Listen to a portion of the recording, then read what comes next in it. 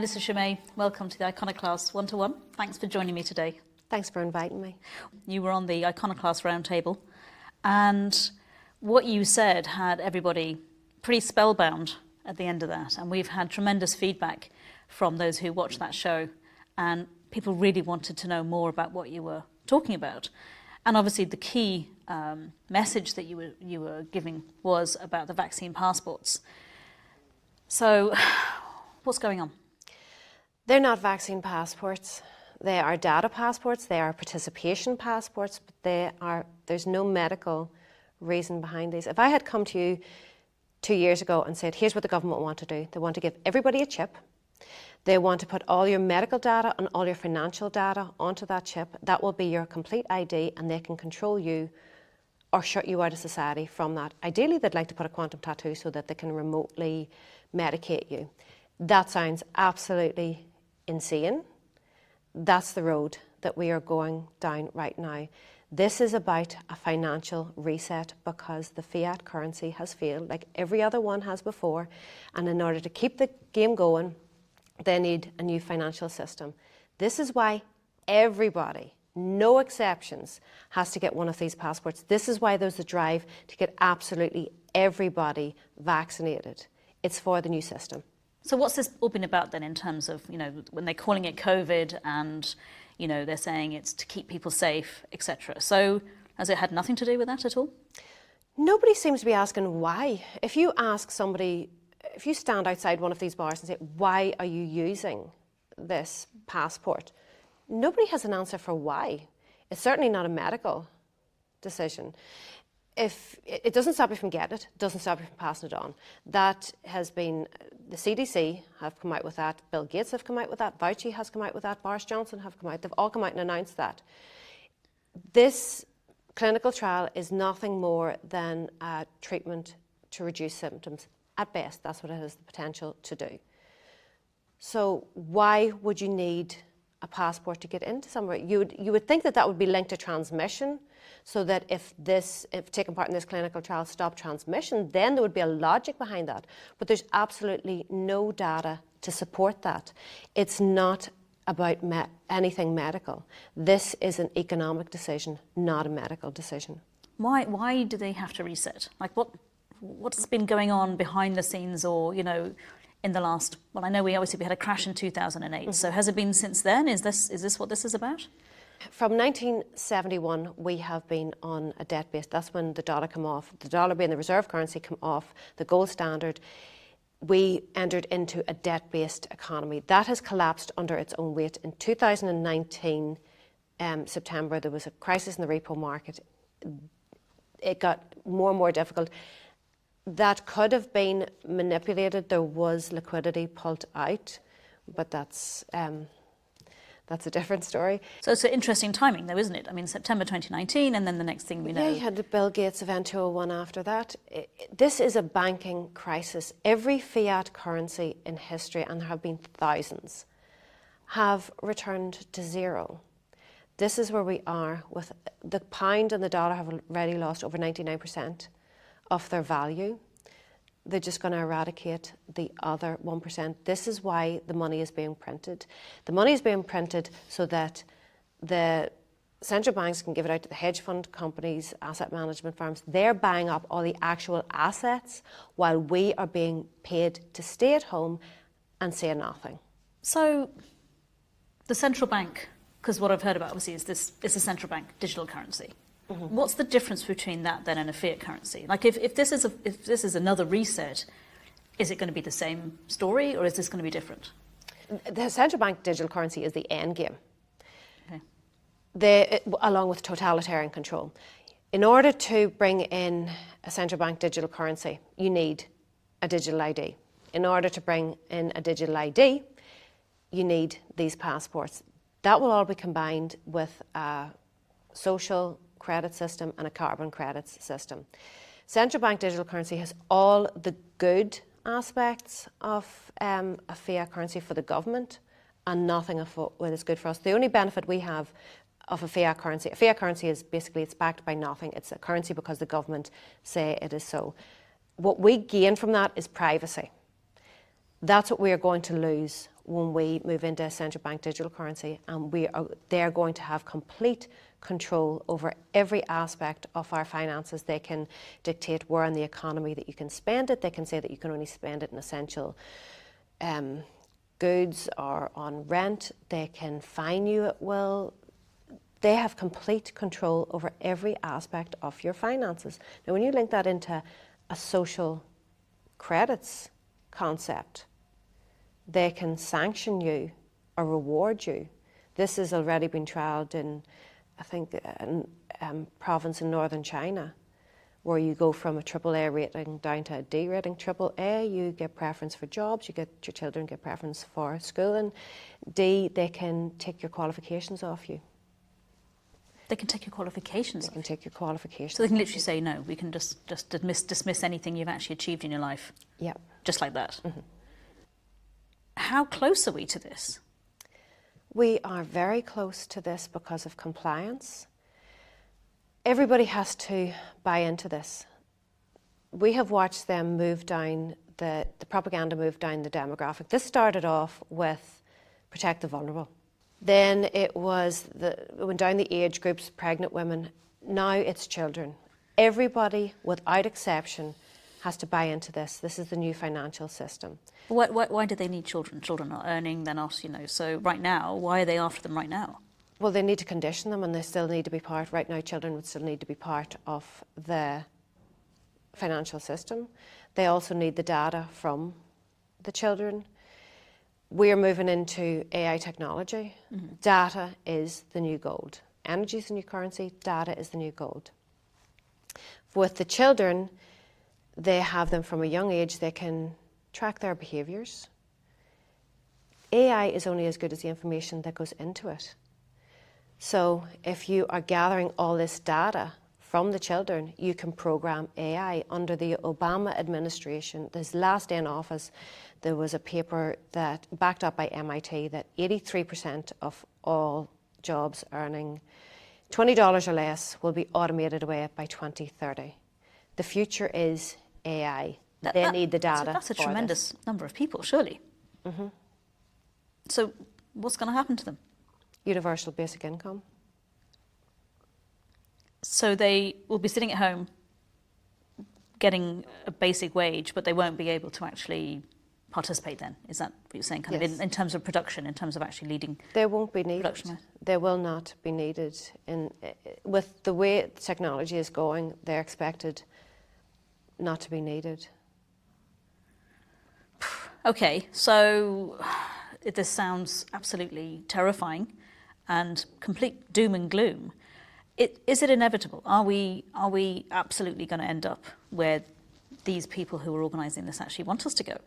If we continue to comply, yes. The target is small to medium businesses because they account for 60% of all jobs, and the target is the children. I don't know why anybody would let their child take part in this clinical trial. They're of virtually no risk. There's more risk of them drowning. Even if it was 100% safe and there was long-term data done, why would you let your child participate? There is a push right now, as I say, it's moved down the demographic. The push is now for children. I know in the north, it's only just the vaccination for children only just started. Already 25%, just over 25% of 12 to 15-year-olds have taken part. 56% of children aged 16 to 17 have taken part. They have to get them into the system. So in order for this new financial system, in order to participate in society right now, we have to have these passports. So how can they logically exclude children? How can children go to restaurants? And this is the coercion that they're going to use to get the children. The same coercion that they used for us. They're saying that if they want to go to teen discos, they're doing the exact same thing with children. They are going after the children right now. And I think for anybody who did take part, they were lied to about that it protected others. There is absolutely no... Well, and also that it was safe. I mean, Yeah, because there was no... Short-term studies They could maybe say that it was safe, but they were told that it would save others. It doesn't. It doesn't do. It's a selfish act to take. It doesn't do anything for anybody else. So, if they were told from the beginning that you're not really, at best it's treatment to reduce symptoms. You're not covered for the first 2 weeks, but you're not really covered until you get the second one, and it wanes after 6 months. So you're actually only covered for 4 months. This is the information we know right now. Yeah. Why would you be getting your children it? If you know that at best it only protects you for 4 months, why would you be getting your children? It's simple. Let's be real, parents. It's so that your children can participate in society. That is the only reason that you are taking them in and getting them it. You're taking a risk so that your children could participate in society. We have to have these passports to participate in society. The next move is that we have to have a central bank digital currency wallet in order to participate in the financial society. So what do we do? What does the ordinary person in the street do? What does a small business owner do? We need some solutions here, because obviously that is pretty dystopian. For a small to medium business owner, what they need to do is absolutely do not comply. Their threat is unlawful fines. Their business will be gone anyway.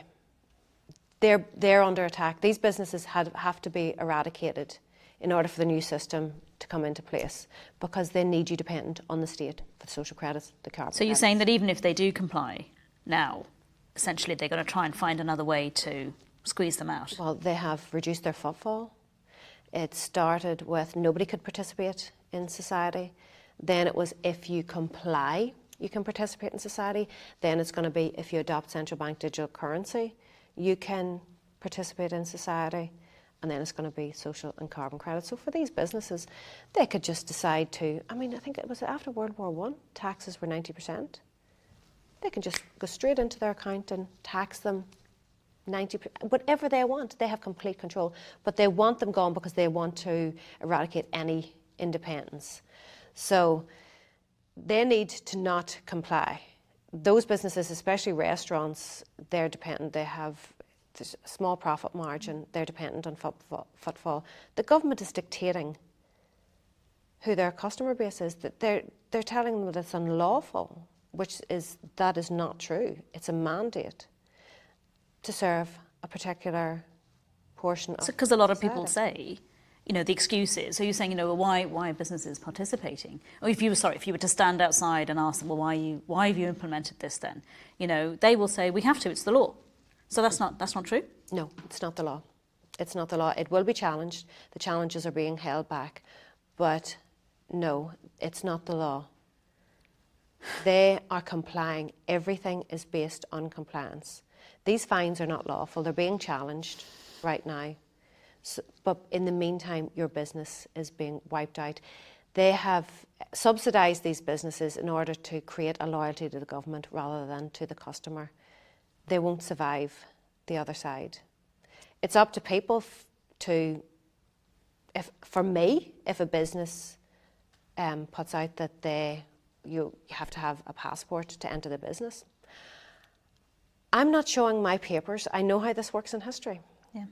I'm not showing my papers to enter a business because there's absolutely no reason for you to need to know my vaccine status for me to enter your business. It's not a medical decision, and I know how it's going to work out economically. But particularly because it's been shown that it's not stopping transmission. I think that, and it's such a good point, that people are taking it actually to protect themselves, maybe at best. Mm-hmm.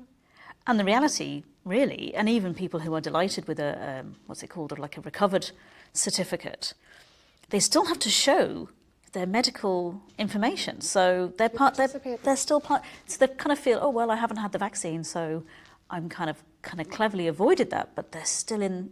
So the reality is, it's going to move on probably from vaccines, and it's going to be something else.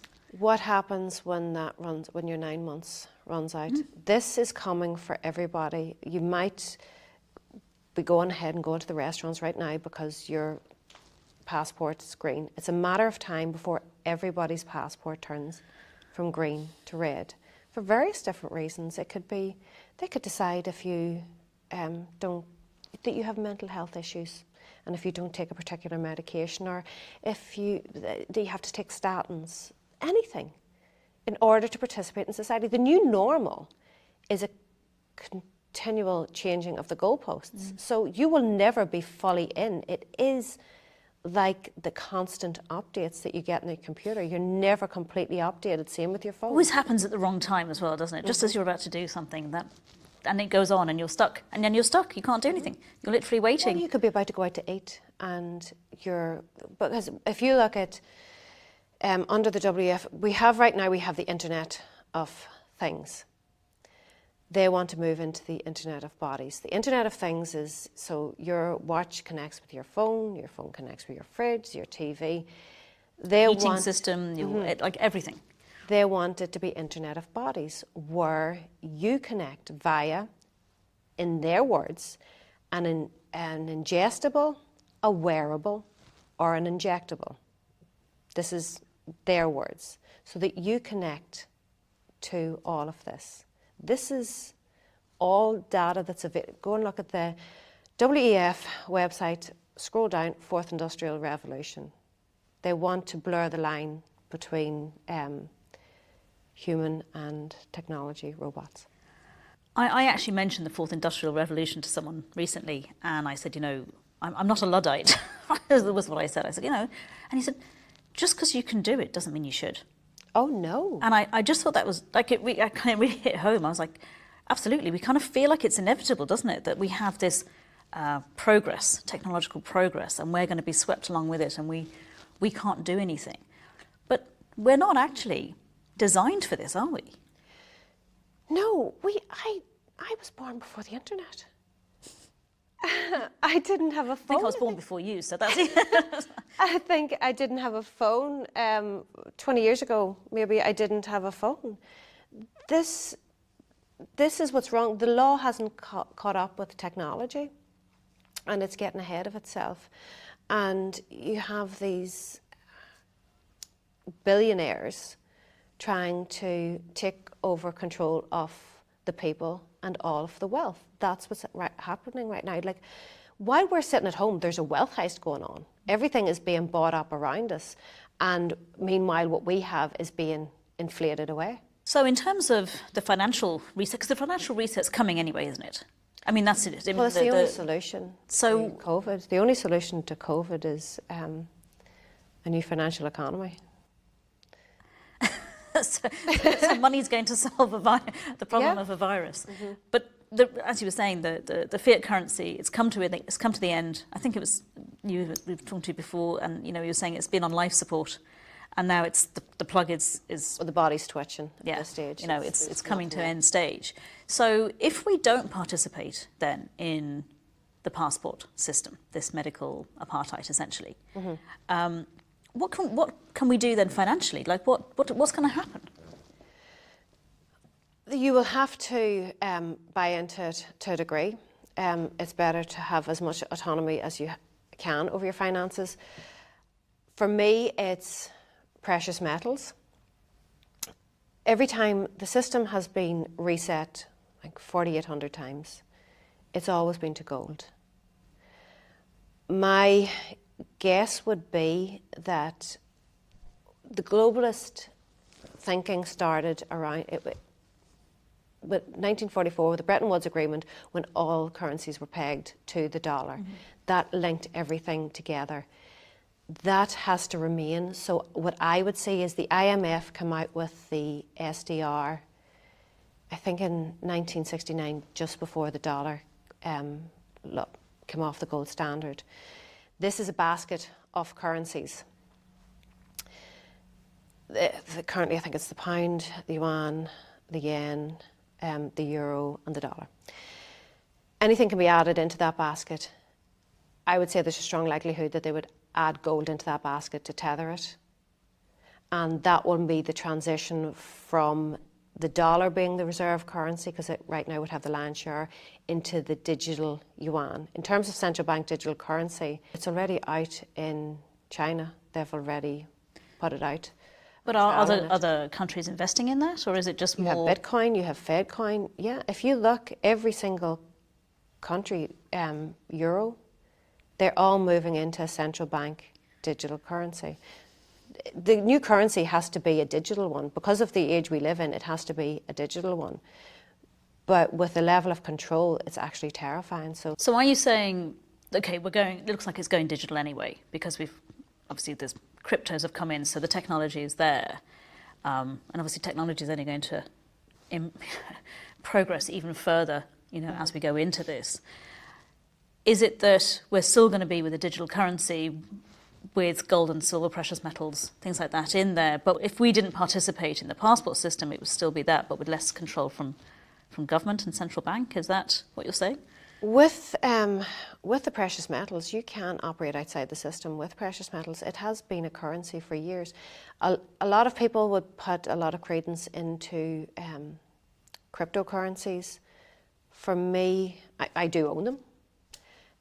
There's some that have functionality, but Bitcoin, while it has a mechanism to control quantity, it doesn't have a mechanism to control its value. It's very volatile.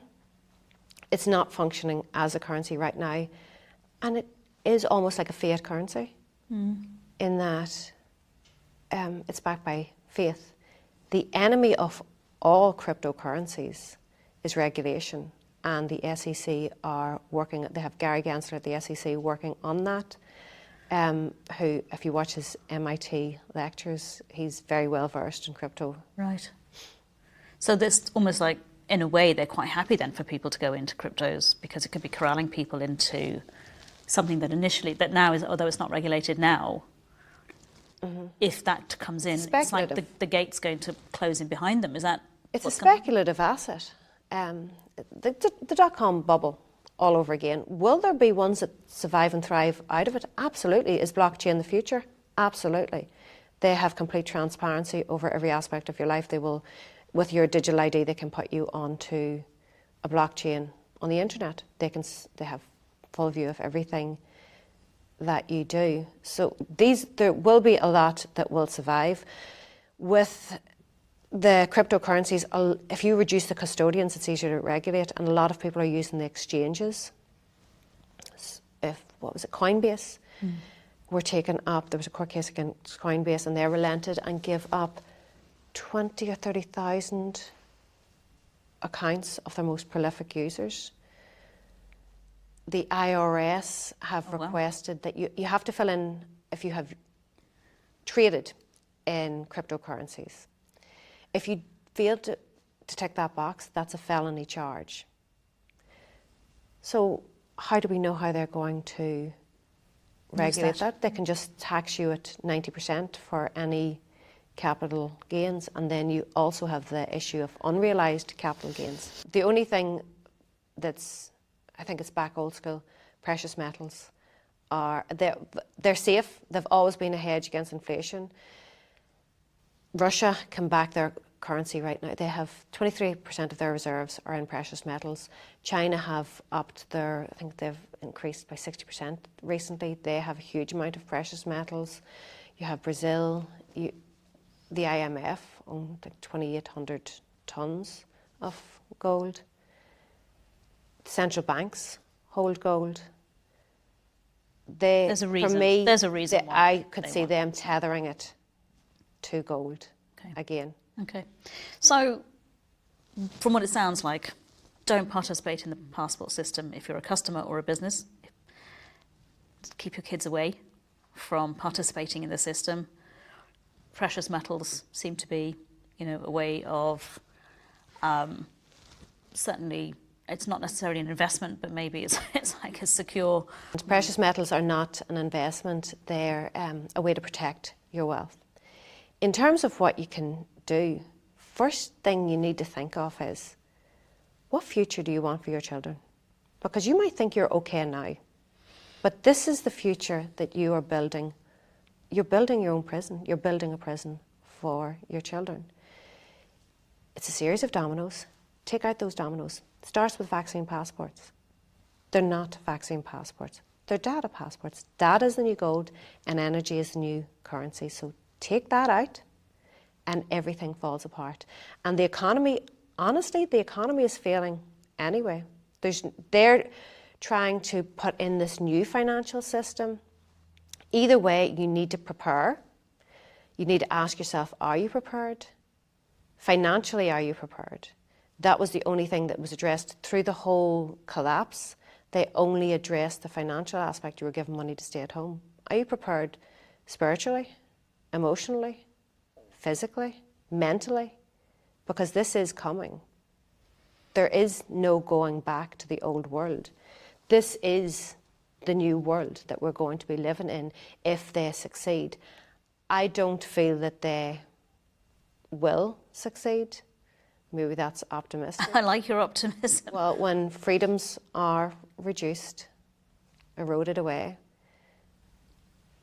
empires tend to collapse. That's the Roman, Ottoman, French Empire. That's why they collapsed. So I do have hope, but protect your children. Do not let your children participate in this passport system. Know that if you do, for the sake of going to a restaurant, that you are leading them into a social credits system and slavery. The consumer economy has failed. We're moving into a credits economy where now the rich can buy credits, but that's the world that you're going to be putting your children into, a credit system where they will have to work off the debt that has been accrued. So it's like they've waged war against us. We are at war. Australia knows it, New Zealand knows it, Austria knows it. They're all out on the streets. We absolutely are at war. In a war situation, there is collateral damage. That's where we are standing with these injuries and deaths from this clinical trial, that they're being completely censored. That information is being completely censored because it's essential to get us all on board. As I say, no exceptions. So we are in a war situation against a takeover, a globalist takeover from NGOs, non-government organisations, the WEF, IMF, UN, all of them. These billionaires and technology companies are dictating the future of humanity. And if we don't stand up, we are running out of time. And we need to stand up. And it's simple. In a war situation, men have been frontline at war, losing their lives. All we have to do is say no. That's all we have to do. Just mass non-compliance. That is the solution to this, is mass non-compliance. Well, I heard that expression last year for the first time in terms of the context of this, and I really didn't get it, I have to say. But really hearing, what you're talking about and really where we're heading, if enough people comply, and the reality now is we are the majority. So if enough people stop complying and say no, surely there's enough of us to turn this around. The people have the power, and they know that. They have been controlling us. They know our psychology. Unfortunately, we are not as unique as we think we are. You'll be very aware of that. We're not that complicated. Yeah. So they have this knowledge at their disposal, and they're using it against us. What they don't seem to budget in is human spirit, intuition, and spirituality. And that's what we need to use. We need to look at our children and think, my job is to protect you. This is the world that we want to build for our children. Build that world. Don't wait for somebody else to build it.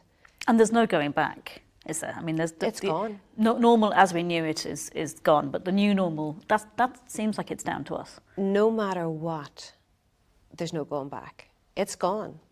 All that they're trying to do right now is keep the system alive long enough in order to bring in the new system. They're not trying to fix anything. They're not trying to bring anything back. They're telling you, the build back better. What does that tell you? You have to destroy before. That's why the economy is being systematically collapsed. Build back better. It's their version of better. Their version is the social credits, the carbon credits. They're moving away from fear into guilt, that we are responsible for the world breaking down and dying. I'm not worried about the world. I'm worried about the people on it. If these philanthropists, which seems to be code word for psychopaths, if they genuinely cared, there's millions of people starving to death every day. Do something about that. Clean water, sanitation, I mean, all of those things have been proven to... They don't, they're interested in control and wealth. That's all that they're interested in. They don't care about anybody else on the planet. They do not care about the planet. They care about wealth and control.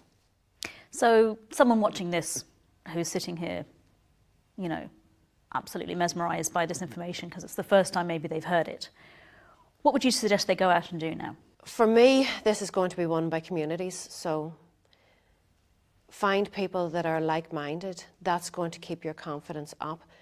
Do not give in and do not give up. If you give up now, you are given, if we don't fight this now, we are giving our children twice the battle. It has to be fought now. The quicker that we do this, the easier it is to get out of. So find your communities, find people, find your support network. And they are out there. They absolutely are out there. People think that they are alone. They're not alone. You're not crazy. Your intuition is correct. You need to get out there and meet with these people. We need to simply say no. Do not let your children participate in it. They are going for your children now. That's the final demographic. We have been saying, the people that are aware have been saying it from the start. And here we are. We're now down, I think the Taoiseach he's okayed it for 5 to 11-year-olds, or he's on board with 5 to 11-year-olds. I think he said something like, you know, well, they're asking for it. They want it. So we should be listening to our 5-year-olds. What? They're going to be coerced into taking it as well. I mean, pest to power is good, you know, but my goodness. If you want to participate in society, you have to get it. That's their narrative. No, the society has been broke down anyway, so withdraw your participation now. Let these businesses lobby government and say, we're going to have to close down. Let everything fall apart now. We have a better chance now of letting things, they're going to fall apart anyway. It has happened time and time again. If you want to understand anything, look at history. We have been here before. But this new reset is absolutely terrifying. This new financial system is one of totalitarian control over every aspect of your life. Is that what you want for your children? You might be okay. I mean, at my age, it's going to be a slow creep into it. It's this, what I'm talking about isn't going to, it's not going to be next week, next month, next year. There'll be little things all the time. The same move away from the few weeks to flatten the curve, to lockdowns, to passports. It's going to be the same move into the social credit system. It'll be incentives first, and then they'll move into if you don't. Then punishment. And then ultimately the carbon credits, because energy is the best functioning currency. That's why they're moving into carbon credits. So with that, we need to put our energy into the future that we want to create. And if that's the currency, then we actually control it. It always has been the currency. They've printed paper and got us to work for paper under the fiction of paper for so long. We have been in a slave system for so long. Time to get out of it. Time to get out of it. Time to realise that we are spiritual beings having a human experience, and stop letting ourselves be distracted from that. Melissa, thank you so much for joining me today, and I wish you all the best of luck. Thank you.